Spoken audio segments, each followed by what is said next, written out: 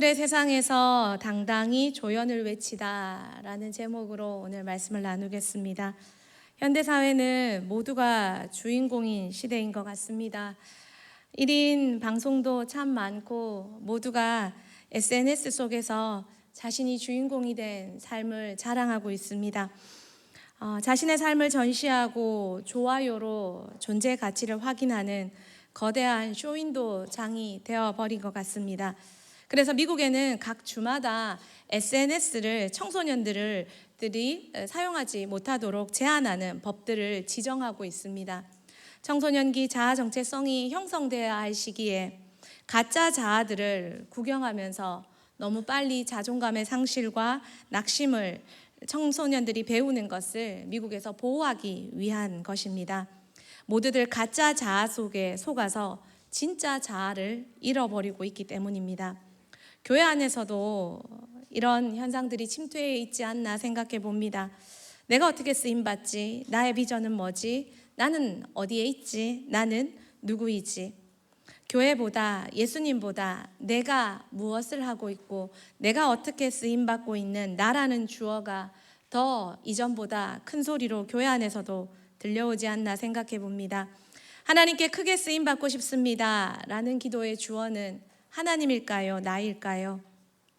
우리는 하나님의 영광을 말하면서도 은연중에 무대의 한가운데 있는 나를 기대하고 있지는 않을까요? 그리고 내가 주인공이 되어야만 하나님께 영광 돌리는 삶이라고 착각할 수도 있을 것 같습니다. 왜냐하면 대체로 다는 아니지만 부모님들은 그것을 기뻐하시기 때문에 우리는 자녀로서 부모님을 위해 내가 주인공이 되어드리는 기쁨을 돌려드려야 한다고 생각할 수도 있습니다. 이미 하나님은 나에 대한 계획을 가지고 계신데 말입니다. 신약을 펼치면 가장 먼저 만나는 한 사람이 있습니다. 그 사람은 이 자아 중심의 세상에서 우리를 막아서서 외치고 있습니다. 그 사람을 오늘 여러분과 함께 소개하고 싶습니다. 우리와 이 세상과 정반대의 길을 간 사람입니다.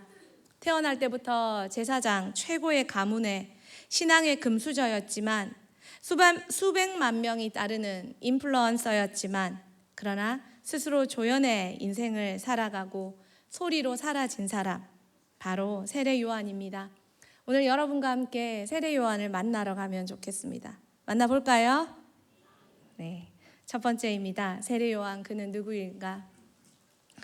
부모와 가족 관계를 먼저 살펴보면 그는 제사장 사가랴와 아버지 어머니 엘리사벳 사이에서 기적적으로 태어난 누뚱이 외아들입니다. 어머니 엘리사벳은 생물학적으로 출산이 불가능한 때였습니다. 그런데 하나님은 하나님의 은혜로 아브라함처럼 이 가정에도 이 아들을 선물로 주셨습니다. 가브리엘 천사가 성소에서 분향하던 제사장으로 분향하던 사가랴에게 나타나 아들 낳을 것을 말씀해 주었습니다. 아버지 사가랴도 믿지 못했습니다. 그것도 제사장의 아주 중요한 사역을 할 때 천사를 만났는데도 아버지가 못 믿었을 정도입니다. 그래서 하나님이 짓궂게도 이 사가랴를 아들이 태어날 때까지, 이름을 지을 때까지 벙어리가 되게 하셨습니다. 아버지 사가랴는 제사장 아비야 반열의 가문의 사람입니다. 24반열 중에 8번째 그 가문의 사람이었고, 어머니는 아론 가게의 사람이었습니다. 최고의 금수저 집안이죠. 유대인 속에 그의 입지는 가문으로도 충분히 어필할 만했습니다. 그리고 세례 요한에게 보장된 미래는 제사장의 옷을 입고 제사장의 역할을 하며 성전에서 사명을 감당하는 것이 그의 보장된 미래였습니다. 그러나 세례 요한은 이것을 거절했습니다. 세례 요한의 친척 관계를 보면 예수님과 사촌 관계였습니다. 세례 요한의 어머니 엘리사벳은 예수님의 어머니 마리아와 친척 관계였습니다. 이종 사촌 정도로 추정합니다. 그리고 예수님보다 한 6개월 먼저 태어났습니다. 누가복음 1장 36절 말씀 우리 같이 한번 보겠습니다. 보라, 내 친족 엘리사벳도 늙어서 아들을 배었느니라. 본래 임신하지 못한다고 알려진 이가 이미 6달이 되었나니. 그래서 마리아는 태중에 예수가 있을 때 이 엘리사벳을 만나러 갔고, 세례 요한은 태중에서부터 그 태중에 있는 예수를 만났을 때 이 엘리사벳 뱃속에 있는 이 세례 요한이 너무 좋아서 성령 충만하며 어머니 뱃속에서 그렇게 요동했다고 성경은 기록합니다. 그는 예수님과 가까운 관계였고 이미 뱃속에서부터 예수님을 기뻐하며 성령 충만한 아기였습니다. 또한 그의 사역은 성전에 머물지 않고 광야로 나갔습니다. 그는 제사장의 옷을 입고 거룩하고 아주 좋은 그런 성전에서 사역할 수 있었지만 낙타털옷을 입고 석청을 먹었습니다. 아주 거친 옷을 입고 광야에서 거친 음식을 먹었습니다. 주류 사회의 세련된 교육이 아니라, 세련된 사역이 아니라 하나님과 단둘이만 있는 광야로 그의 신앙의 삶을 훈련했습니다. 누가복음 1장 80절 말씀 우리 같이 한번 볼까요? 아이가 자라며 심령이 강하여지며 이스라엘에게 나타나는 날까지 빈들에 있으니라. 예, 성전에 있을 수 있었는데 그는 스스로 광야로 나갔습니다. 그리고 심령이 강해지기 위해 그 빈들에서 낙타털옷을 입고 석청을 먹고 세상이 보장하는 옷, 시대의 옷, 문화의 옷, 유행의 옷을 거절하고 누구나 한 번쯤은 인상 찌푸릴 만한 그런 수준 떨어지고 유행 떨어지는 그런 옷을 자발적으로 입었습니다. 그리고 좋은 급식이 아니라 거친 음식을 먹었습니다. 여러분, 광야는요, 사람이 없는 곳입니다. 광야는 외로운 곳입니다. 광야는 박수가 없습니다. 무대와 조명도 없습니다. 불필요한 것이 다 사라지는 곳이 광야입니다. 그래서 광야에서만 내가 삭제됩니다. 컴퓨터로 삭제하는 건 참 쉽죠. 그러나 인생에서 자아를 삭제하는 건 정말 어렵습니다. 요동칩니다. 그런데 이 자아가 삭제되는 곳이 있습니다. 그것이 광야입니다. 그래서 세례 요한은 광야로 갔습니다. 하나님께서 우리를 광야로 내모실 때가 있습니다. 여러분에게 그때는 언제입니까? 뜻하지 않게 친구에게 왕따 당할 때가 있고, 뜻하지 않은 오해를 받을 때가 있고, 뜻하지 않는 어긋남이 있고 어려움을 당할 때가 있습니다. 그때에도 슬퍼하고 낙심하는 게 아니라 광야에 보내신 하나님을 바라보고 그 의도를 알았으면 좋겠습니다. 광야에서 나를 삭제할 줄 아는 우리가 되길 축복합니다. 세례 요한은 그곳에서 자신을 삭제하는 법을 배웠습니다. 자신을 삭제하니 하나님 앞에 설 줄 알았습니다. 하나님 앞에 서 있다고 다 서는 게 아닙니다. 내가 요동하는데, 내가 자아가 펄펄 살아 춤추는데 하나님 앞에 서 있어도 서 있는 게 아니죠. 그러나 세례 요한은 자아를 죽이고 하나님 앞에 섰을 때 세상을 향해 비로소 소리칠 수 있는 메신저가 되었습니다. 그가 외친 메시지, 그가 말한, 그가 소리친 그의 메시지는 뭘까요? 마태복음 3장 2절 말씀, 세례 요한의 메시지입니다. 같이 읽겠습니다. 회개하라, 천국이 가까이 왔느니라 하였으니. 세례 요한은 유대 광야에서 사역을 시작하며 외쳤습니다. 회개하라, 천국이 가까이 왔느니라. 여러분, 이 말은 사람들에게 편안함과 위로와 안락과 안식을 주는 말이 아닙니다. 굉장히 기득권, 특별히 신앙의 기득권들에게, 바리새인과 제사장들과 그런 사람들에게, 리더층에게 굉장히 불편함을 주는 소리입니다.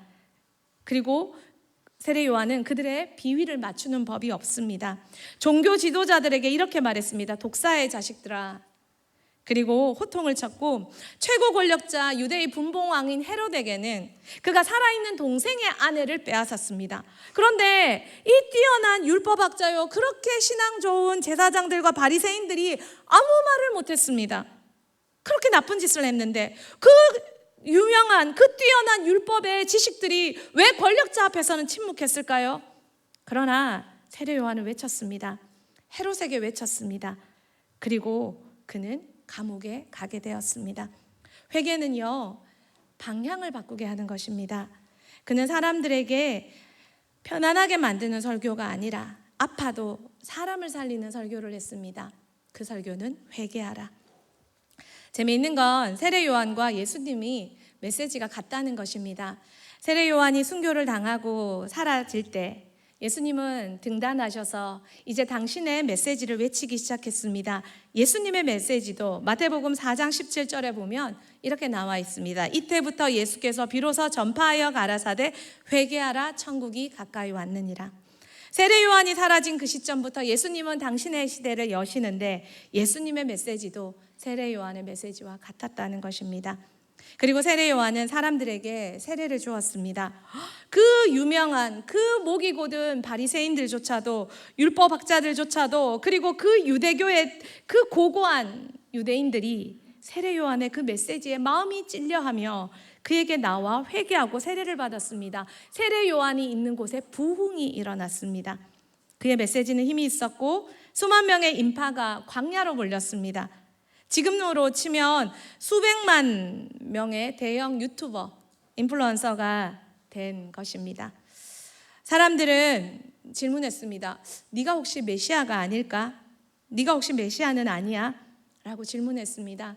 제사장과 그 레위인들, 그 사람들이 한 사람씩 뽑아서 세례 요한에게 보냈습니다. 그리고 질문했습니다. 네가 혹시 그 기다리라고 한 메시아가 아니냐? 그러나 세례 요한은 세례 요한답게 당당하게 말했습니다. 자신을 오해하도록 모호하게 행동하지 않았습니다. 주인공 가까이 있었고 주인공 오해받기 쉬운 자리에 있었지만 아니라고 말했습니다. 그리고 그는 죽었습니다. 헤롯의 죄를 지적해서 감옥에 갇혔습니다. 술 취한 헤롯은 실언을 했습니다. 그리고 한 여자의 복수심과 한 철없는 어린아이의 좋지 않은 순종으로 그는 목이 잘려 순교했습니다. 신약 최초의 순교였고 그의 삶은 감옥에서 마감되었습니다. 그렇게 사라졌습니다. 이것이 세례 요한의 인생의 대략입니다.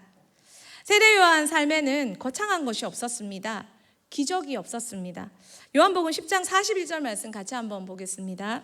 많은 사람이 왔다가 말하되 요한은 아무 표적도 행하지 아니하였으나 요한이 이 사람을 가리켜 말한 것은 다 참이라 하더라. 요한의 삶에 기적이 없었습니다. 그러나 요한은 참말만 했고 그의 말에는 힘이 있었습니다. 세례 요한은요, 또한 제자도 없었습니다. 세례 요한을 따르는 많은 사람들이 있었고 제자라고 불리는 특정인들도 있었습니다. 그런데 그 제자들이 다 예수님께로 옮겨갔습니다. 그래서 세례 요한에게는 나중에는 제자도 없었습니다. 그런 그가 이렇게 말했습니다. 요한복음 3장 30절 오늘 읽은 대로 그는 흥하여야 하겠고 나는 쇠하여야 하리라. 그는 정말 그가 말한 대로 이렇게 되었습니다. 예수님은 점점 더 흥해 가셨고 그는 점점 더 쇠해 가서 순교로 흔적 없이 사라졌습니다.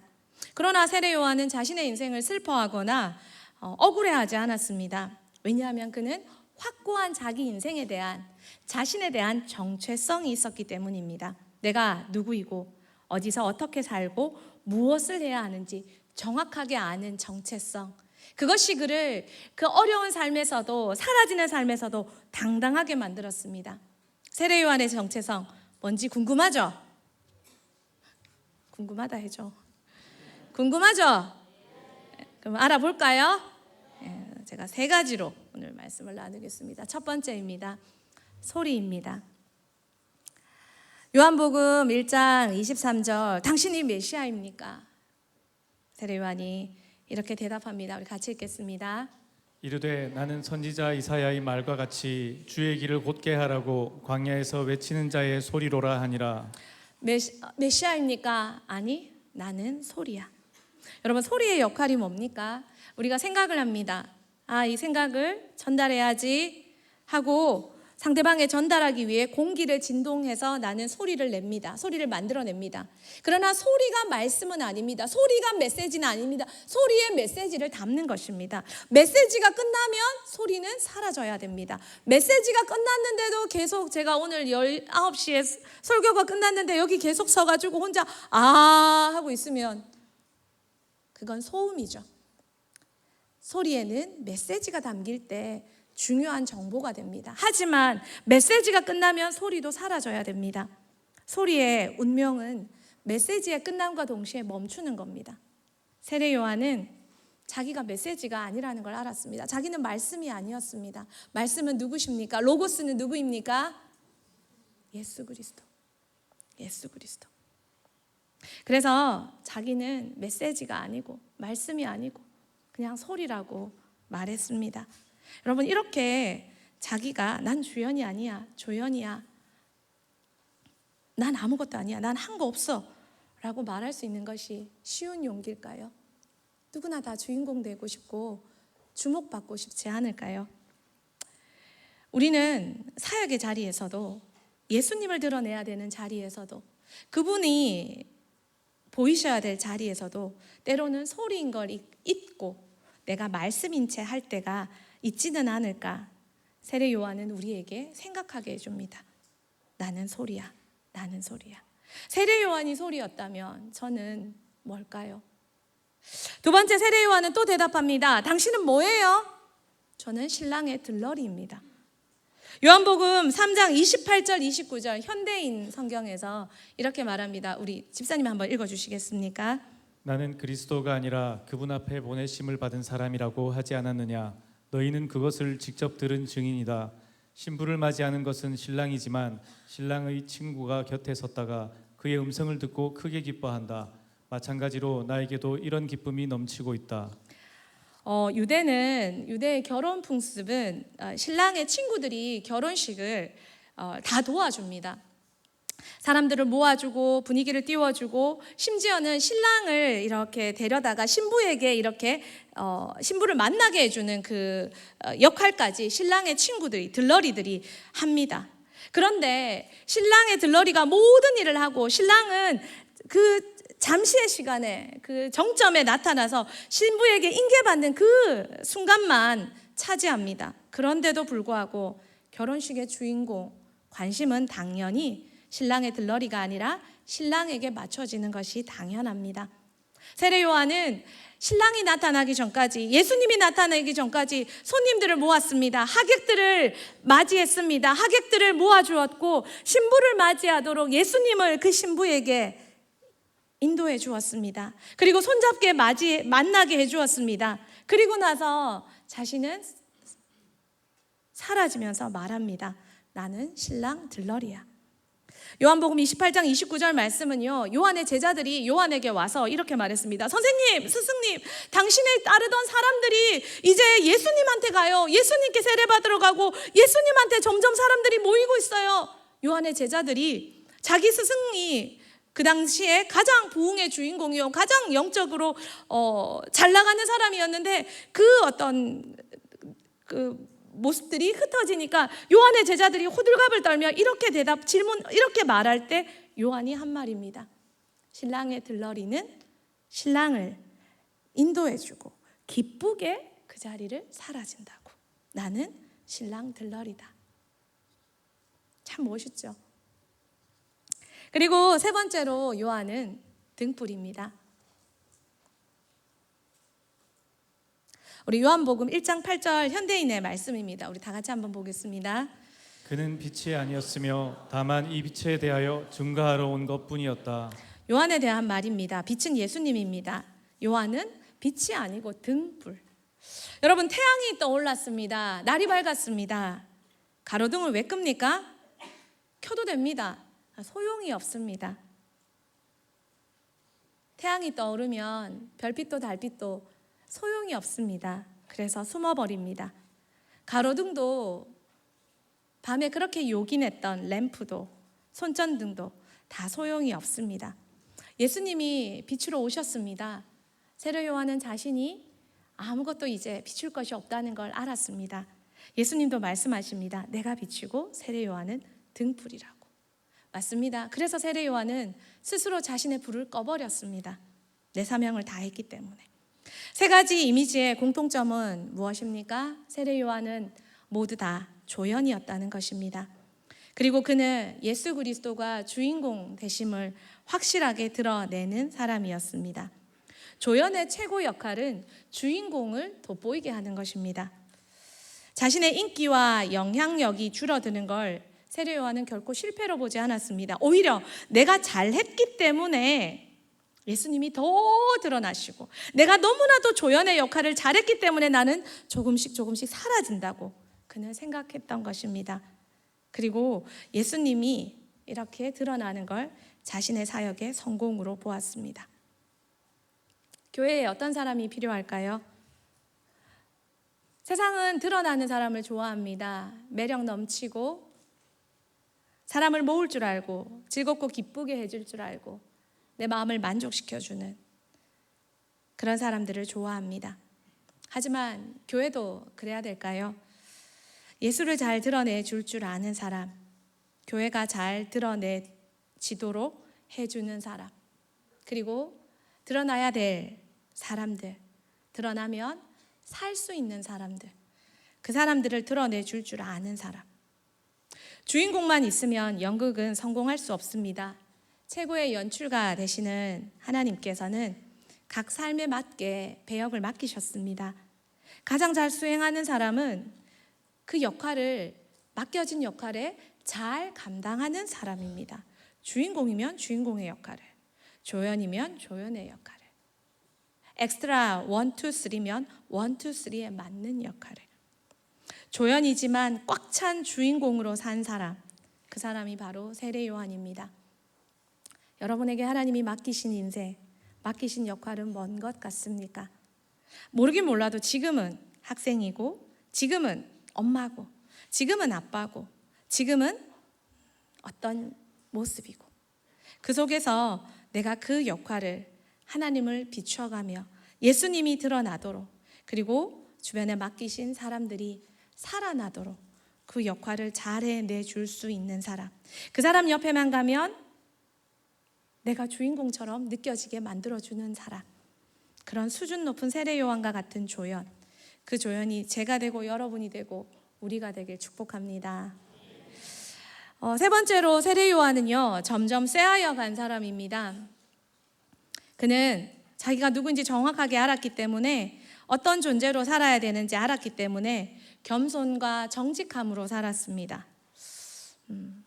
저는 최근에 미나전 선생님 설교 중에 정직은 영적인 문제입니다 라는 말씀에 머리 한 대를 쾅 받는 것 같았습니다. 저건 인격의 문제야, 습관이지 라고 생각했던 것들이, 그러니까 뭐 저렇겠지, 영적인 문제구나, 그렇구나, 더 심각해졌습니다. 그리고 나는 그런 영적인 문제가 없는가 더 살펴보게 되었습니다.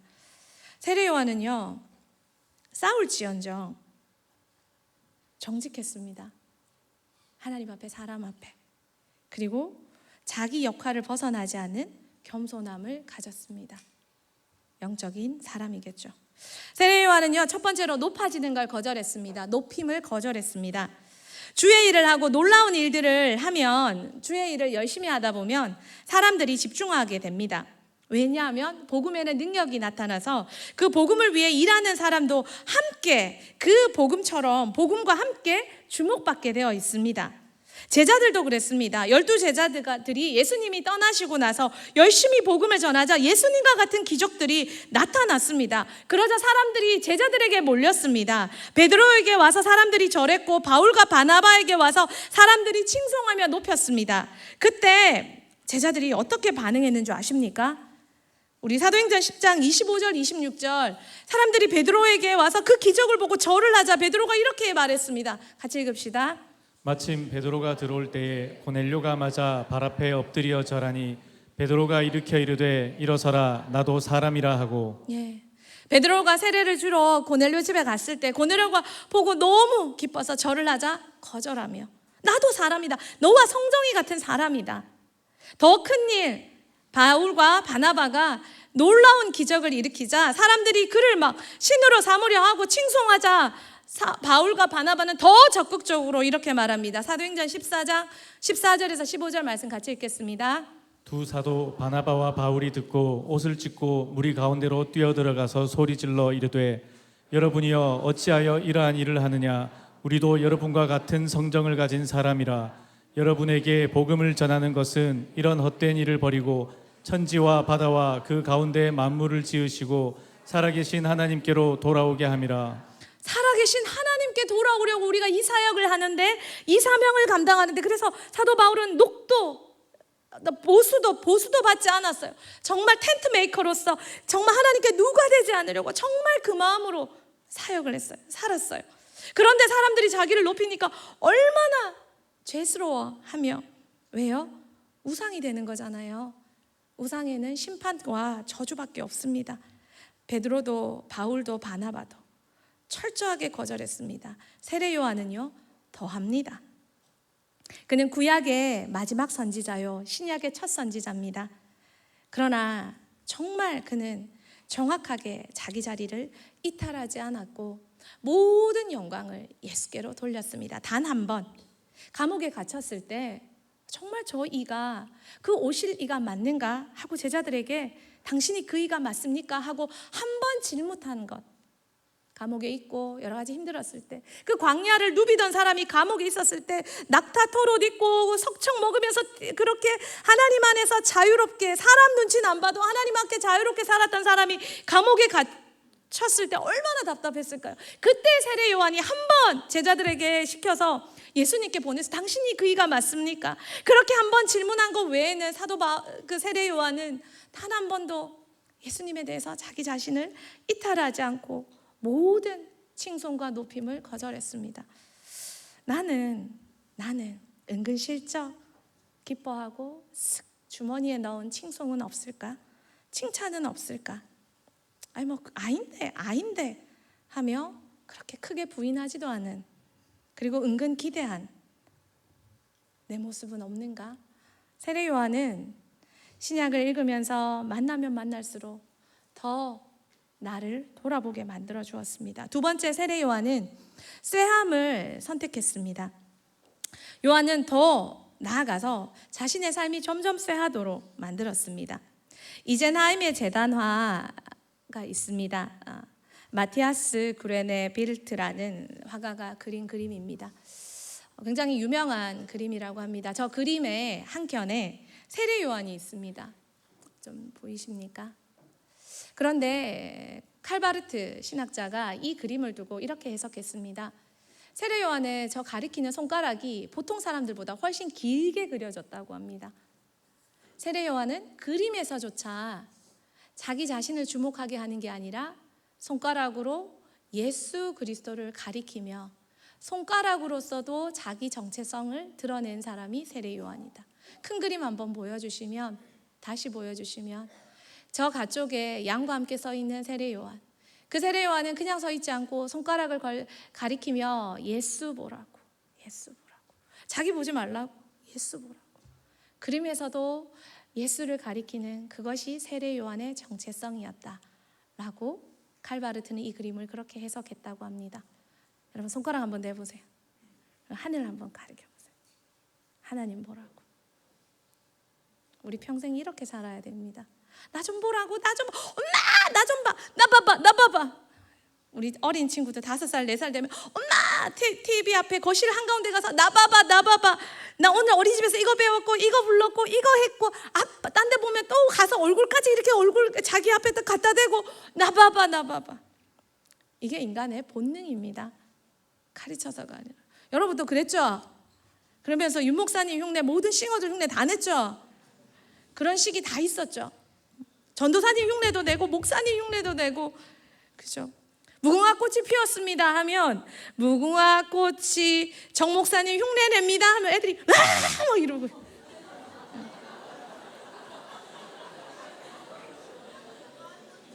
애들이 그래요. 무궁화 꽃이 윤 목사님 흉내 냅니다 하면 뭐 하는지 보여줄까요? 중3도 몰랐어요. 네, 윤 목사님이 기타를 치시면 다리를 O자로 만들어서 끄떡끄떡 하신대요. 정말 천재죠, 우리 아이들. 그래서 윤 목사님 흉내 냅니다 앞에서 하는데 한 진짜 다는 아니야. 근데 그 중에 한 반은 다리를 그 모양으로 하고 있어요. 진짜, 와, 정말 대단하다. 그래서 제가 이제 혼자 뒤에서 막 웃다가 질문했죠, 궁금해서. 그럼 나는 뭐야? 안 하더라고요. 그래서 해봐, 화 안 낼게, 해봐. 그랬더니 지난번에 말한 대로 이렇게. 여러분은 천재입니다. 그 천재 여러분, 천재답게 나봐봐 나봐봐가 아니라 하나님 보세요, 하나님 보세요. 세례 요한은 평생 하나님 보세요, 하나님 보세요. 그렇게 살다가 흔적 없이 사라졌습니다. 사라진다는 건 허무한 게 아닙니다. 내 흔적 대신 예수 흔적을 남기는 가장 강력한 방법입니다. 조연으로 산다는 건 주인공을 안다는 믿음의 표현입니다. 조연으로 산다는 건 주인공을 안다는 믿음의 표현입니다. 별표 3개. 요한은 흔적 없이 사라지는 게 아니라 예수를 증명하며 사명을 완수했습니다. 그리고 그는 절대로 자신이 이용당했다고 생각하지 않았습니다. 너무 잘했다. 예수 드러냈다. 예수 보여지게 했다 하며 기뻐하며 그의 삶을 점점 쎄하도록 만들었습니다. 누가복음 1장 14절에 보면 천사가 가브리엘이 아버지 사가랴에게 나타나서 아들을 낳을 거야. 그런데 이 아들은 바로 이런 아이가 될 거야 라고 말합니다. 같이 한번 읽어보겠습니다. 시작. 너도 기뻐하고 즐거워할 것이요 많은 사람도 그의 태어남을 기뻐하리니. 너도 기뻐하고, 아버지니까 당연히 기쁘죠. 너도 기뻐하고 즐거워할 것이요 많은 사람도 세례 요한이 태어난 것을 기뻐하리라. 그의 삶이 하나님과 부모님과 사람들에게 기쁨이 되는 삶이었다는 겁니다. 어떤 삶이요? 쇠하는 삶, 순교하는 삶. 그게 기쁘다고요? 기뻤대요. 천사가 지금 아이의 출생을 말해주면서 말하잖아요. 기뻤대요. 세상은 그게 기쁜 게 아닌데요. 그거 별로 좋은 거 아닌데요. 우리는, 인간은, 세상은 그렇게 말하지만 성경은 이게 더 멋진 인생이고 더 기쁜 인생이라고 말해줍니다. 기쁜 인생 사는 우리가 되길 축복합니다. 이게 진짜 주인공입니다. 사람들 눈에는 망하는 인생이지만 하나님과 믿음의 사람의 눈에는 기쁨의 삶인 것입니다. 쇠하는 삶. 세 번째로 죽음으로 세례 요한은 자신의 메시지를 증명했습니다. 요한의 마지막은 순교였습니다. 순교자의 죽음은 찬사가 아니라 증언으로 기억됩니다. 그 사람 죽었대. 이게 순교자의 증언입니다. 성경은 순교자에 대해서 미화하지 않습니다. 성경은 순교자들의 죽음에 대해서 과장하지도 않고 많은 감정이입을 하지도 않습니다. 정말 팩트만 전달합니다. 요한도 그렇게 죽었더라. 스데반도 그렇게 돌에 맞아 죽었더라. 요한도 목이 잘려 죽었더라. 담담히 팩트만 성경은 전달해 줍니다. 잔혹함에 대한 감정적 묘사도 없고 철저히 조용하게 사건만 기록합니다. 심지어 십자가에서 죽으신 예수님에 대해서도 그렇습니다. 순교자의 죽음은 말로 기록되지 않고 그들의 죽음이 그들의 삶이었고, 그들의 죽음이 그들의 신앙이었고, 그들의 죽음이 그들의 메시지였습니다. 요한의 죽음을 애도하는 글은 어느 곳에도 없습니다. 요한이 살았을 때 예수님은 요한을 칭찬하는 말씀을 하셨습니다. 그러나 죽고 나서 예수님이 요한이 죽었다는 말씀을 들으셨을 때 예수님은 조용히 아무도 없는 곳에 기도하러 가셨습니다. 그게 예수님이 요한에 대해 나타나는 표현의 전부입니다. 요한이 죽었다는 소식을 들었을 때 예수님은 아무도 없는 곳으로, 한적한 곳으로 기도하러 가셨습니다. 그 외에 아무 말씀하지 않으셨습니다. 예수님이 혼자 기도하시면서 무슨 생각하셨을까요? 요한에 대해서 어떤 마음을 가지셨을까요? 점점점. 우리는 추론해 볼 수 있지만 성경은 언급해 주지 않습니다. 대신 예수님도 요한과 같은 길을 가십니다. 같은 메시지를 전하시고 요한이 갔던 그 길을 예수님이 이제 가십니다. 요한은 예수님을 위해 죽었다면 예수님은 인류를 위해 죽었습니다. 요한은 예수님의 길을 예비해 주셨고 예수님은 우리의 구원을 예비해 주셨습니다. 미국의 시인인 제임스 러셀 로웰이라는 사람이 이렇게 말했습니다. 진리는 영원히 단두대 위에 있고 거짓은 영원히 보좌 위에 있다. 요한을 죽인 헤롯은 왕자에 있었고 요한은 죽음으로 단두대에서 인생을 마쳤습니다. 하지만 이게 끝이면 참 슬플 것 같지만 미국의 시인은 이 땅만 보았지 저곳을 보지 못했습니다. 천국에서는 이런 일이 일어납니다. 계시록 11장 15절 말씀 같이 읽겠습니다. 일곱째 천사가 나팔을 불매 하늘에 큰 음성들이 나서 이르되 세상 나라가 우리 주와 그의 그리스도의 나라가 되어 그가 세세토록 왕노릇 하시리로다 하니 예수님이 오실 때 세상 나라가 우리 주와 그의 그리스도의 나라가 되어 세세토록 그가 세세토록 왕노릇하고 그와 함께 우리도 세세토록 왕노릇하게 됩니다. 세례 요한은 영원한 것을 위해 이 땅에 잠시 세례 요한은 30세 조금 지나서 짧게 사역하고 소천했습니다. 죽었습니다. 정말 짧은 인생을 살았습니다. 그러나 세례 요한은 영원한 것을 위해 일시적인 것을 기꺼이 드린 가장 똑똑한 청년이었습니다. 동의하면 아멘. 이 땅이 전부가 아니라는 걸 아는 사람은 기꺼이 드릴 수 있고 쇠한 것을 선택할 수 있고 조연으로 살 수 있는 용기와 믿음이 있습니다. 세례 요한은 그런 삶을 살았습니다. 이제 마지막입니다. 세례 요한과 그럼 나는 어떤 상관이 있는가? 오늘 세례 요한 이야기를 다 했습니다. 성경에 나오는 모든 부분들을 대체로 다 얘기한 것 같습니다. 그런데 이런 세례 요한이 나와는 무슨 상관이 있는가? 첫 번째 세례 요한은 예수님이 칭찬하신 인물입니다. 마태복음 11장 11절에 마태복음 11장 9절에 마태복음 11장 11절에는 여자가 낳은 자 중 가장 큰 자라고 하셨습니다. 최고의 평가를 받은 사람입니다. 구약을 창세기부터 지금까지 쫙 망라했을 때 마지막 선지자가 세례 요한인데 세례 요한은 그 구약의 엘리야, 엘리사 그 많은 선지자들보다 더 뛰어난 선지자가 세례 요한이라는 겁니다. 최고의 선지자, 최고의 평가를 받은 사람이 세례 요한입니다. 또 마태복음 11장 9절에는 선지자보다 더한 자.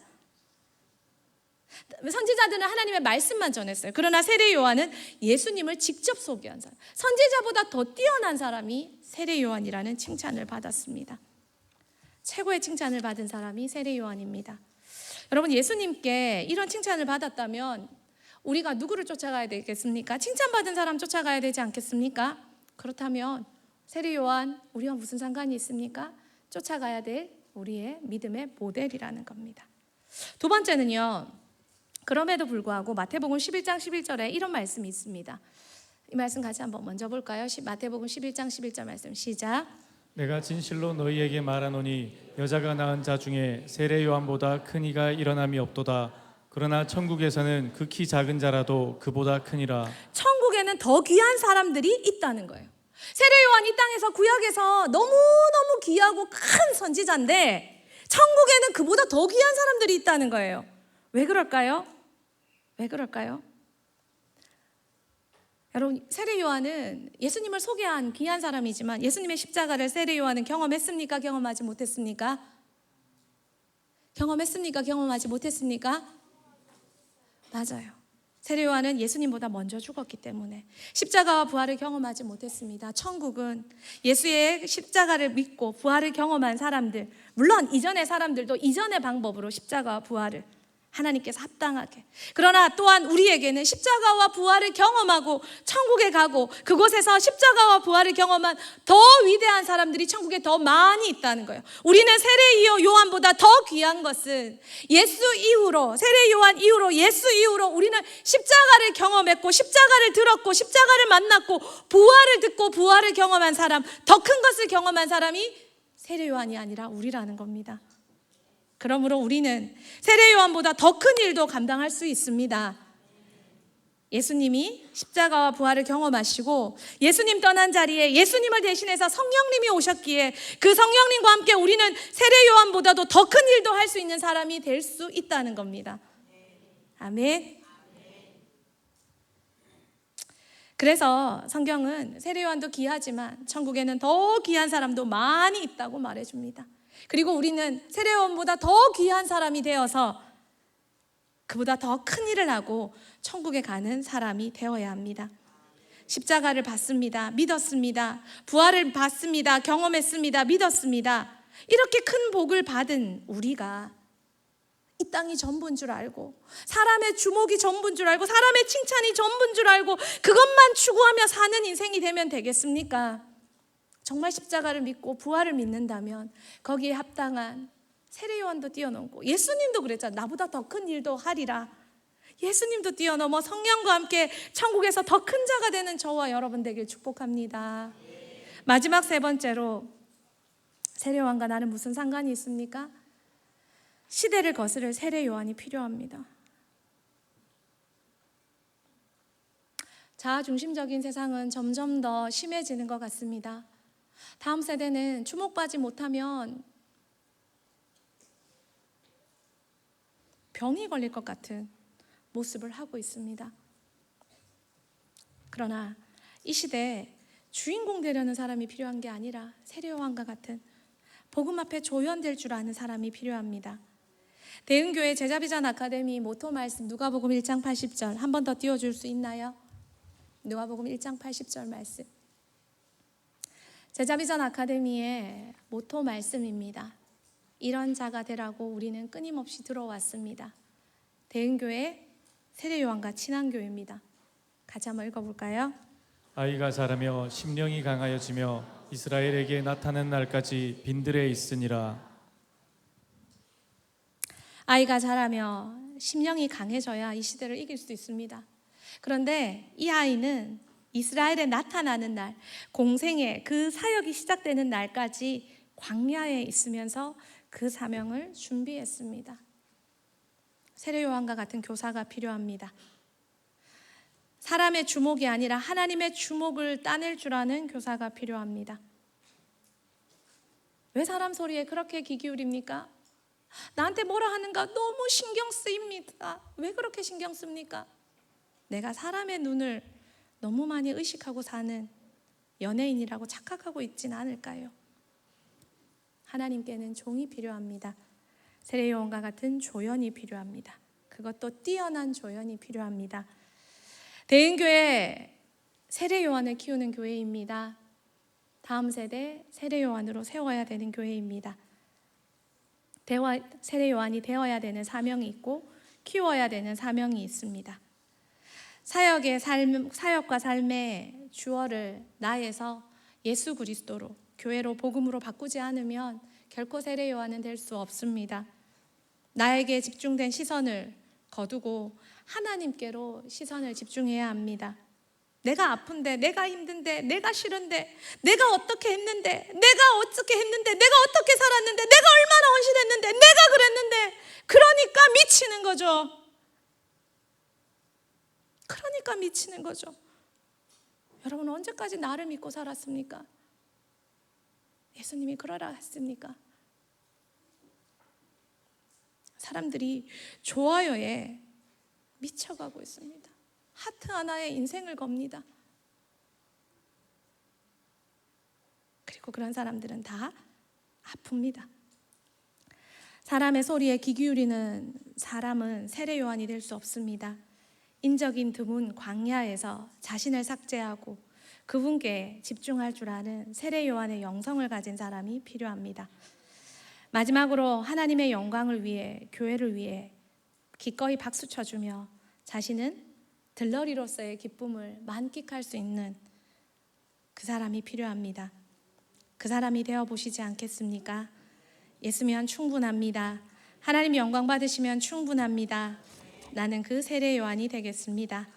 이 밤에 우리 모두가 그 고백하길 축복합니다.